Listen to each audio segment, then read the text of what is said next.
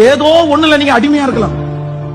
கர்த்தர் பல வருஷமா உங்களிடத்துல சொல்லிட்டு இருக்கலாம், பல மாதங்களா உங்கள்கிட்ட சொல்லிட்டு இருக்கலாம், இதை விட்டுருமா, இது உனக்கு சரியாகாது, இது விட்டுருப்பா, இது உன்னுடைய என்னுடைய சித்தம் இல்ல, இந்த காரியத்தை நீ விட்டுரு, இந்த காரியம் உன்னை அழிச்சிடும், இந்த காரியம் உன்னுடைய கிருபைகள் எல்லாம் உன்னை விட்டு எடுத்துரும், இந்த காரியத்தோட நீ வாழாத, நீ ஸ்பெஷலா அழைக்கப்பட்ட ஒரு தேவனுடைய பிள்ளை, உன்னை தாயின் கருவில் உருவாகும் முன்னே நான் தெரிந்து கொண்டேன், அதுக்காக தான் இந்த திருச்சபையில் நான் உன்னை வச்சிருக்கிறேன், அதுக்காக தான் உனக்கு ரட்சிப்பு கொடுத்துறேன், நீ விட்டுரு விட்டுரு விட்டுருன்னு சொல்லி இந்த திருச்சபைக்கு நீங்க வந்த நாள் முதற்கொண்டே ஆண்டவர் பேசிக் கொண்டிருக்கலாம். இந்த வருஷம் ஆரம்பத்திலிருந்து கர்த்தர் பேசிக் கொண்டிருக்கலாம், ஒவ்வொரு மாதமும் கர்த்தர் பேசிக் கொண்டிருக்கலாம். நீ போகிற காரியத்துல எல்லாம், செய்யற காரியத்துல எல்லாம் ஆண்டவர் தோல்வியை கொடுத்து விட சொல்லி இருக்கலாம். ஆண்டவர் உங்களுக்கு நிறைய பேரை உங்களை அவாய்ட் பண்ண சொல்லி உங்களை விடு அப்படின்னு சொல்லி இருக்கலாம்.